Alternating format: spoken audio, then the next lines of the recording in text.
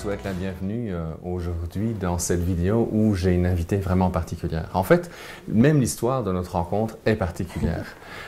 Il y a quelques semaines, j'étais au Salon du Livre de Montréal et il y a une jeune dame qui est d'origine française qui vient me rencontrer parce qu'elle avait déjà lu mes livres et qu'elle espérait pouvoir me rencontrer et discuter de vive voix avec moi pendant un petit moment.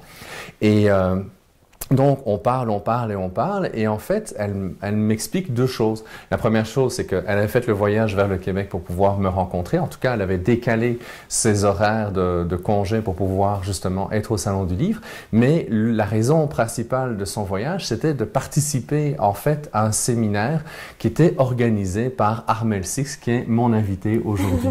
Donc, bonjour.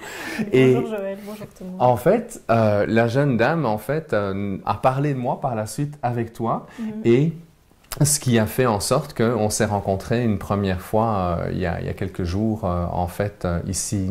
On a profité en fait de son séjour ici au Québec pour pouvoir se rencontrer. On s'est découvert beaucoup de choses qui étaient en commun. On a chacun un parcours qui est particulier, mais on a une origine commune. Nous sommes d'origine belge tous les deux. Donc Armelle, bonjour. Bonjour Joël. Tu es conférencière, tu es auteur, tu as écrit déjà 2 livres. Je ne vais pas faire d'erreur quand je vais les citer. Le bonheur, quoi qu'il arrive, et les enfants d'aujourd'hui font les parents de demain, qui vient de sortir en septembre dernier. Oui, tout à fait. Oui, exactement.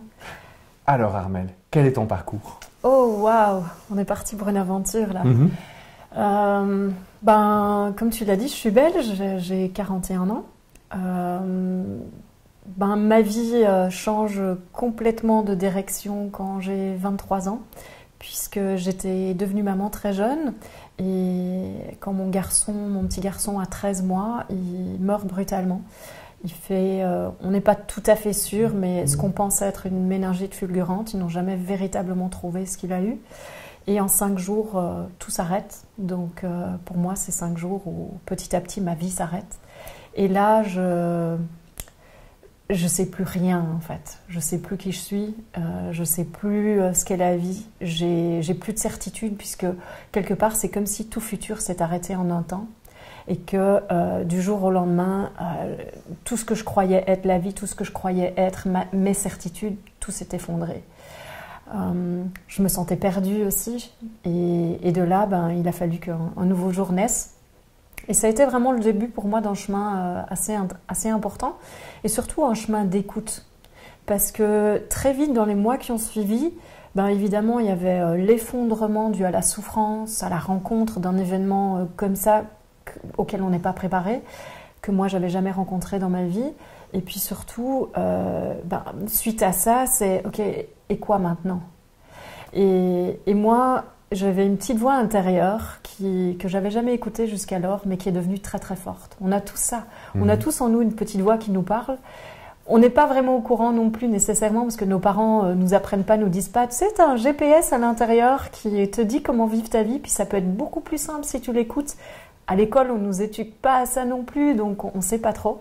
Mais moi, du jour au lendemain, cette petite voix que j'avais déjà pu percevoir en d'autres occasions à laquelle je prêtais pas attention, elle est devenue très forte.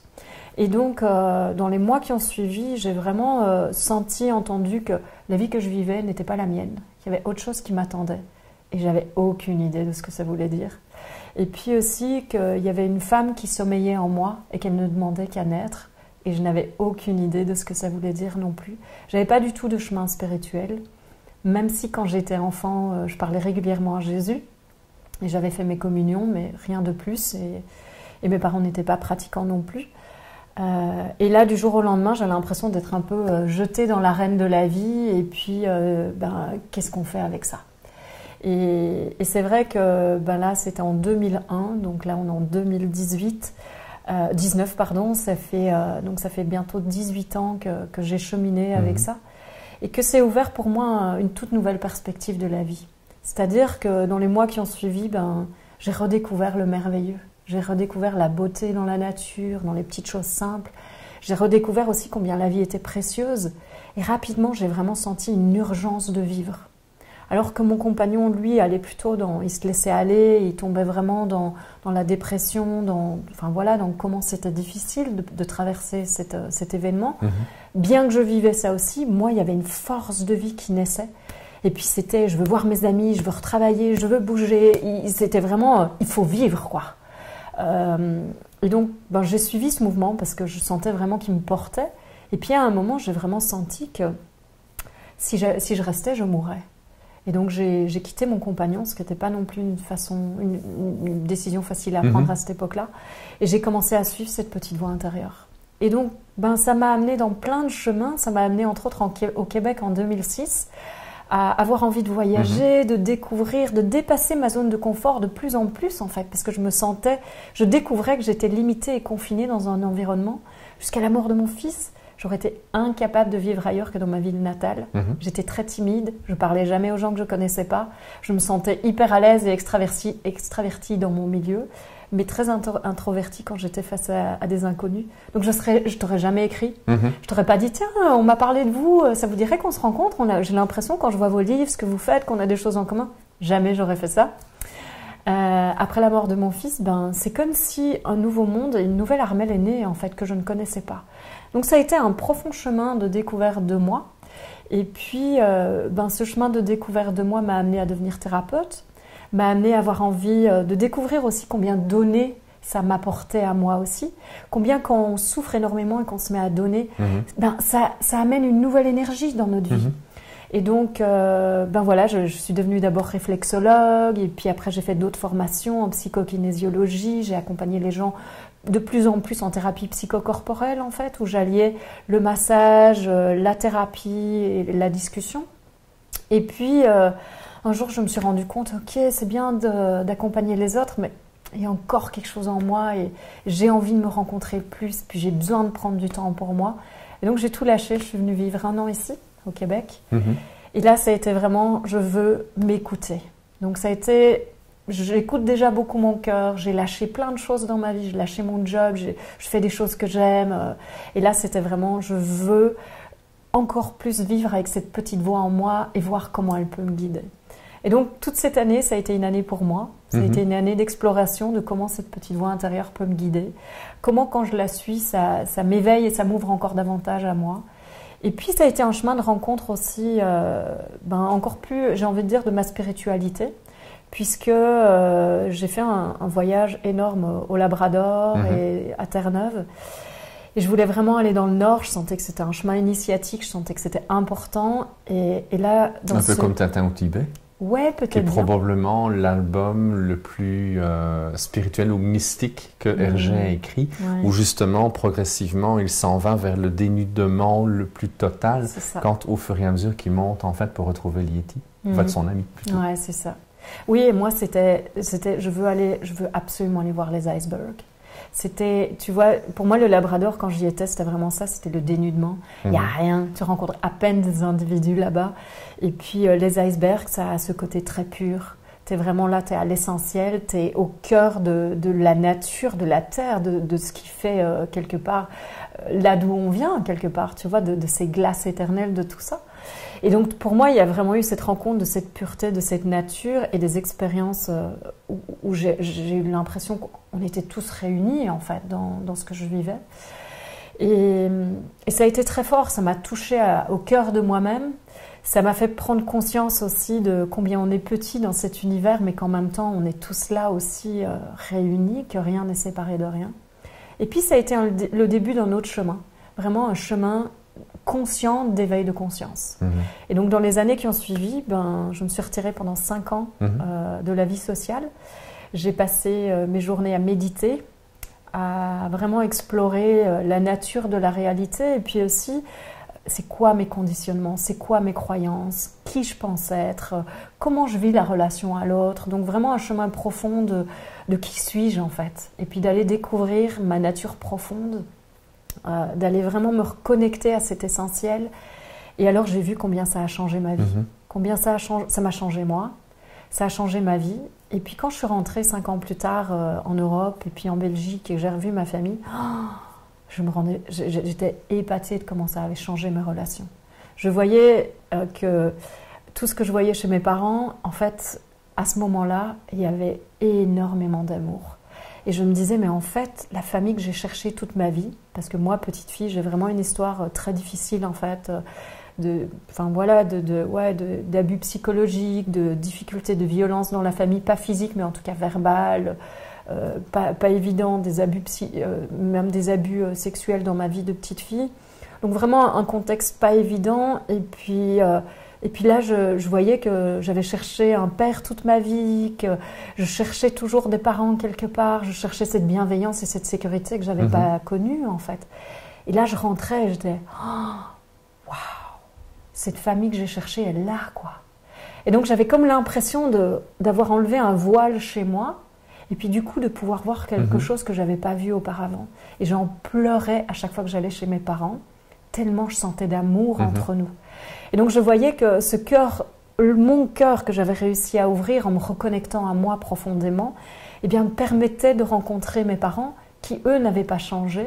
Mais c'est comme si là, je pouvais les voir vraiment. C'est-à-dire, je pouvais les rencontrer pour qui ils étaient en tant qu'être à part entière, et plus comme une petite fille qui voyait ses parents.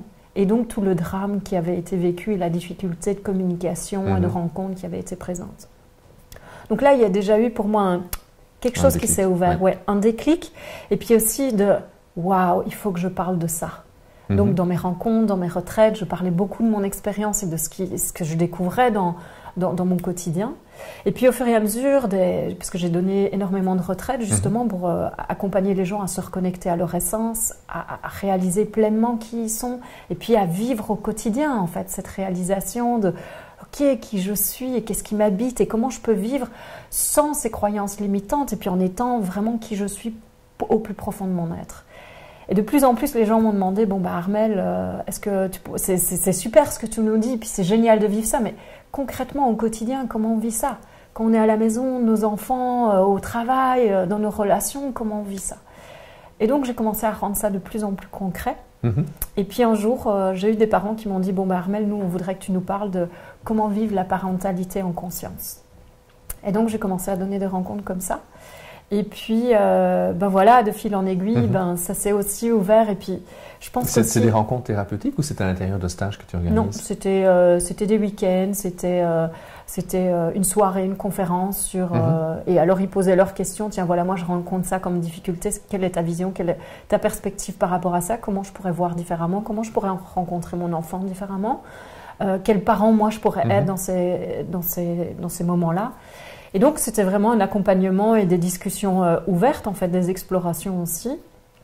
Et puis ben voilà, de fil en aiguille, il y a plein de choses qui se sont passées.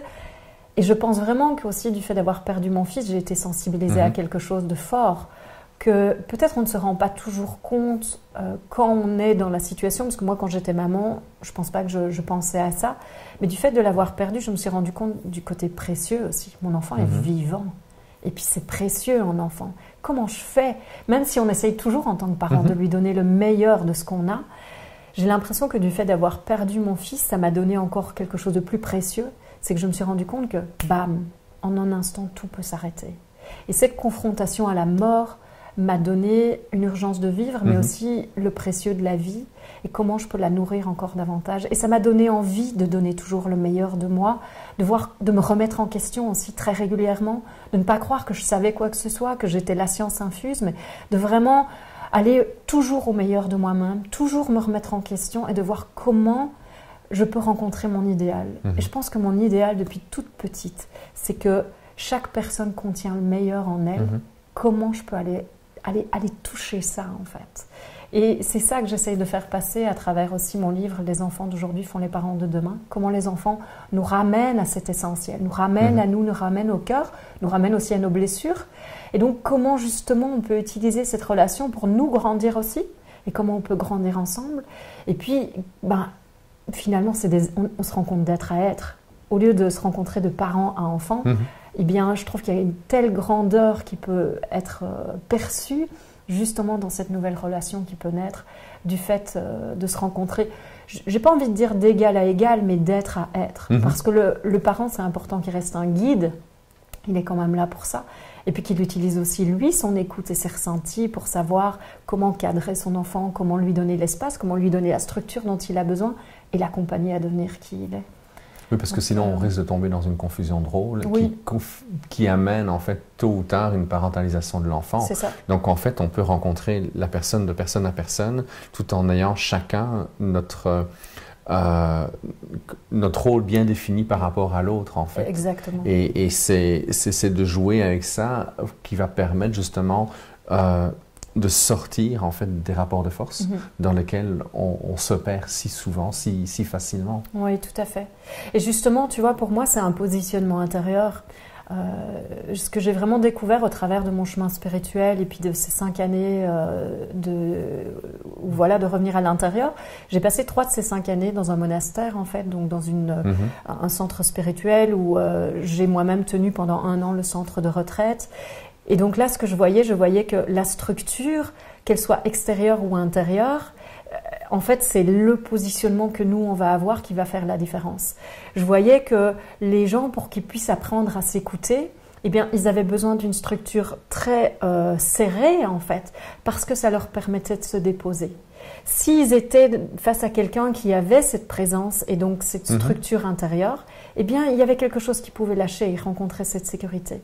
J'ai pu voir ça aussi dans mes séminaires, comment des enfants hyper parentalisés depuis leur plus jeune âge, moi-même j'en étais un, comment ils ont un besoin profond de se déposer et comment le fait d'être présent à soi, comment ça amène cette sécurité pour que les gens puissent se dire « Ah, enfin quelqu'un qui est là, je vais pouvoir me déposer ». Et c'est pas qu'ils se le disent consciemment, mais je voyais dans mes séminaires, dans mes retraites, comment les gens, en fait, dès qu'ils étaient en ma présence, du fait d'avoir cette assise, en fait, et ils avaient très vite confiance en moi, très vite la capacité à s'ouvrir et à se sentir vraiment dans un espace où waouh, je peux enfin me déposer. Et pour moi, je pense que c'est ce qu'on recherche même dans un couple. Oui. Souvent, quand on est en couple, on rencontre une personne, en fait, il y a quelque chose qui se passe et on sent que ça, c'est la personne avec laquelle je pourrais être. Et moi, de mon expérience, je vois avec mon compagnon aujourd'hui, en fait, ce que je me suis dit, c'est « Waouh, qu'est-ce que je me sens bien, je peux tellement me déposer. » Et je peux voir que, quand j'en parle avec mes amis, ou même dans les séminaires que j'ai pu donner, qu'il y a vraiment cet élément-là. Ici, je peux me déposer. Et donc, je crois qu'en tant qu'être humain, on cherche cet espace-là souvent parce qu'on n'a pas eu ce contenant, parce que simplement nos parents n'ont pas appris, tout simplement, il n'y a pas de blâme là-dessus. Mais du coup, on va le rechercher dans notre vie d'une façon ou d'une autre. Moi, je l'ai trouvé dans la reconnexion à moi. Et de ce fait-là, j'ai trouvé une assise qui m'a permis d'aller ouvrir certaines choses et puis de me rencontrer vraiment et de pouvoir donner cet espace-là. Après, je pense que ce n'est pas suffisant non plus, puisque je peux voir que dans mon expérience, après toutes ces ouvertures, après cette reconnexion à moi, il y a aussi eu besoin, il y a aussi eu, je veux dire, beaucoup plus d'espace en moi, justement, une assise qui permettait à toutes ces souffrances qui n'avaient pas été rencontrées dans le passé d'émerger. Et que cet espace intérieur que j'avais trouvé, que j'avais découvert en moi, eh bien, ça donnait suffisamment de sécurité pour pouvoir enfin faire face à toutes ces difficultés, à toutes ces expériences traumatiques que j'avais rencontrées dans ma vie. Et donc, mon cerveau a commencé à lâcher ces souvenirs qui avaient été enfouis. Et donc, tout a remonté. Est-ce que c'est ça qui a amené le bonheur à tout prix ou tes ateliers sur la danse et le mouvement? En fait, le bonheur à tout prix, c'était avant. Le bonheur à tout prix, c'était vraiment de me rencontrer dans mon essence, dans ce qu'on est de plus profond, dans vraiment cette assise en moi. Et je voyais qu'en fait, quand je vivais ça, quoi que ce soit qui se passe dans ma vie, j'étais jamais touchée par ça. C'est-à-dire que je pouvais être touchée, c'est-à-dire je pouvais avoir une émotion, je pouvais être triste, mais en un instant, je remontais en fait. Il n'y a rien qui restait. Je pouvais vivre une difficulté, pouf. Il y avait toujours, ok, et concrètement, comment je fais? Donc, ça veut dire que la pensée se passait différemment. Elle était très pratique, mais il n'y avait plus toutes les pensées de souffrance qui venaient après. Ça n'aurait pas dû être comme ça devrait être différent. Il fait ça parce que si, elle a fait ça parce que là. Et donc, tout ça n'était plus là. Donc, toute la souffrance psychologique qui se passe dans la pensée après les événements, elle avait disparu. Et donc, c'était cette découverte de waouh! Quand on se reconnecte à soi, il y a un nouvel espace qu'on rencontre. Et une fluidité incroyable puisque j'étais toujours dans cette écoute du mouvement de la vie justement et dans cette écoute, eh bien on est dans le flow, c'est-à-dire que voilà, tout vient à soi de façon naturelle. Et l'espace, je veux dire vraiment dans le bonheur quoi qu'il arrive, j'ai aussi, je me suis retrouvée dans un endroit où j'étais dans un profond silence et je ne savais plus quoi dire en fait. Je ne voyais plus comment je pourrais parler de mon expérience, tellement je me sentais assise et absorbée dans ce silence. Et j'ai fait une prière, puisque j'adore ça. Et j'ai dit, ok, là, il va falloir m'aider parce que je vois même plus comment je pourrais parler de mon expérience aujourd'hui. Je vois plus quels mots je pourrais mettre, tellement, quelque part, il n'y a pas de mots pour décrire ça en fait. Et j'avais déjà annulé une tournée de plus de 2 mois de conférences et de retraites parce que j'arrivais plus à parler. Et là, en fait, il y a Robert Emery, donc, qui est l'ami qui est lui l'auteur de mes propos, en fait, puisque c'est comme ça que ça s'est passé, qui m'a écrit, je ne le connaissais pas à l'époque, il m'a écrit, il m'a dit « Armelle, je me suis réveillée en pleine nuit, j'ai entendu, tu dois écrire un livre avec Armelle Six. Donc voilà, je vous écris, je me demande si ça vous intéresse. Je me dis que vous avez déjà probablement fait, mais comme c'était tellement fort, je ne pouvais pas ne pas vous envoyer cet email. Et je me suis dit, waouh, c'est la réponse à ma prière. Ouais. Il me dit, je vous propose, je pourrais vous interviewer, vous interroger, et puis de là, on partira et on démarrera le livre. Et je me suis dit, ben, waouh, la vie, quoi. Et c'est au travers de ces questions que quelque part, il y a eu beaucoup de clarté qui s'est mise sur mon expérience et que j'ai réussi à sortir le bonheur quoi qu'il arrive et expliquer ce que je vivais. Et la connexion que j'avais vraiment à ce qui est plus grand que nous, en fait, quelle que soit la façon dont on l'appelle en fonction de nos croyances. Et pour moi, c'était vraiment ça. Mais il y a un après ça. Pour moi, c'est une partie du chemin. Et je crois que vraiment, quand on rencontre ça, si on a encore des souffrances en nous, et pour moi, je pense que mon corps, il avait vécu beaucoup de choses depuis toute petite. Eh bien, il y a eu tout un espace aussi où tout ça demandait à être rencontré. Et ça s'est passé au travers de la danse du mouvement de la vie. Okay. La danse est vraiment venue pour me permettre de me réancrer dans le corps, de vraiment revivre mon corps, ressentir mon corps, et par cela, ben, forcément rencontrer tout ce qui n'avait pas encore été intégré. Et ça fait partie du processus pour moi, vraiment, de reconnexion à sa vraie nature. C'est un processus assez complexe et multiple et assez long, je trouve aussi. Et on n'en parle pas assez. On croit que finalement, que c'est ne plus être touché par rien, il n'y a plus qu'une paix qui est là, mais c'est pas que ça. Mais c'est souvent ce que le New Age a eu tendance à nous faire croire, c'est que même à la rigueur, le développement personnel, c'est comme si on n'a plus d'émotions, alors que c'est tout le contraire. Moi, j'aime beaucoup prendre l'exemple de Star Wars, je suis un fan de science-fiction, mais on voit tellement dans l'épisode 1, 2, 3, que les Jedi ne semblent avoir aucune résonance émotionnelle par rapport à la souffrance d'Anakin, et la seule personne qui accompagne un peu Anakin dans sa souffrance, c'est Palpatine qui va devenir l'empereur, mais qui conduit en fait Anakin à devenir Darth Vader. Et je suis certain que si les Jedi avaient osé utiliser leur résonance émotionnelle, s'étaient laissés toucher par l'expérience, plutôt de rester sur leur piédestal orgueilleux et de voir Anakin comme un petit garçon un peu dérangeant éventuellement, ils auraient probablement pu offrir l'accompagnement nécessaire pour que ce jeune homme-là développe tout son potentiel dans le côté lumineux plutôt que dans le côté de la douleur. Et quand on voit l'épisode 5 et 6, on voit Luke face à Yoda, et là on voit Yoda qui est beaucoup plus dans la bienveillance, qui est beaucoup plus dans une certaine présence, qui accepte que Luke fasse des bonnes choses et en fasse des moins bonnes, mais il va juste être là dans une présence en fait. Et je crois que plus on utilise nos émotions et plus ça va nous permettre justement de nous ancrer, parce que si on ne veut pas utiliser nos émotions, si on se coupe de nos sensations, ça nous amène en fait entre le cou et le haut de la tête, et finalement c'est là qu'on est à risque à la rigueur de faire des gaffes, parce que on va tomber dans des sectes, on va on va tout intellectualiser, on va passer à côté d'un paquet de choses qui sont essentielles. Et on voudra tellement de moins en moins connecter le corps que ça va faire en sorte que c'est là que certains mécanismes de défense vont être omniprésents.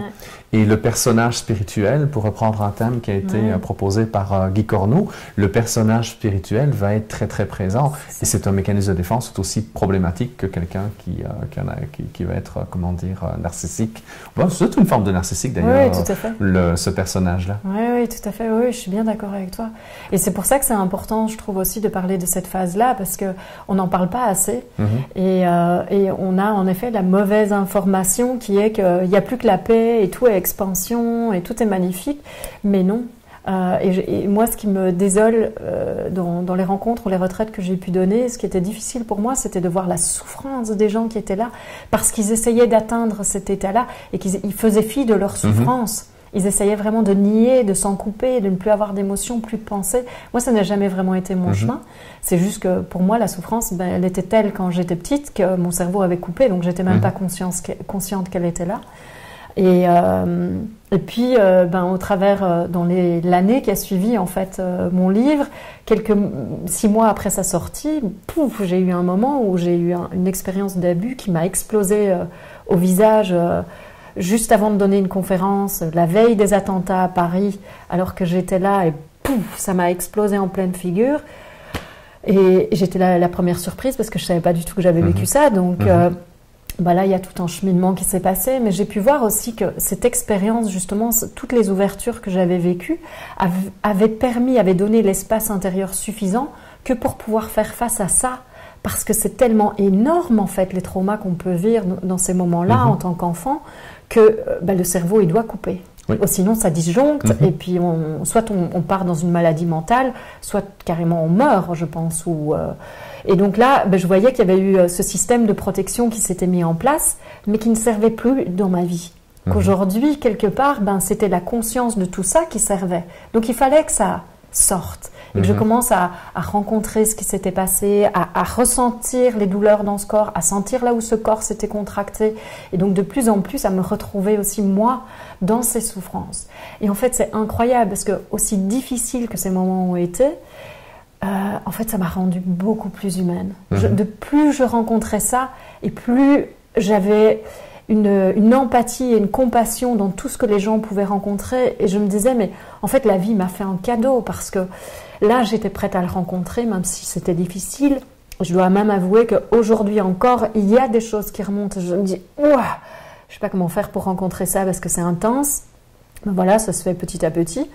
Eh bien, je voyais comment la vie, à travers ça, me permettait tellement de rencontrer l'autre dans ce qu'il peut vivre aussi et me donner des clés et me donner vraiment un contexte.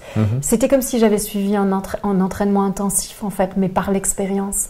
Et s'il y a bien une chose que j'ai compris dans ma vie, c'est que moi, ce qui m'avait enseigné, c'était pas les diplômes, c'était pas l'école. Je m'y suis toujours ennuyée, ça m'a embêté plus qu'autre chose parce que ça allait jamais assez vite pour moi. Mais par contre, l'expérience de la vie, moi, ça a été la vie, mon enseignant.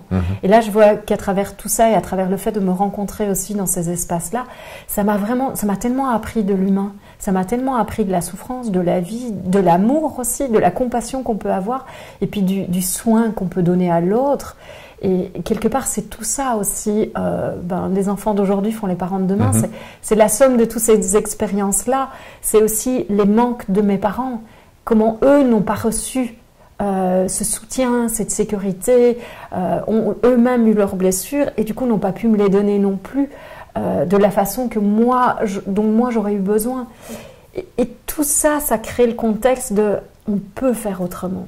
Et parce que je rencontrais ça aussi chez les gens qui venaient en formation ou en séminaire avec moi, je me disais mais c'est pas possible, il faut que j'en parle quoi.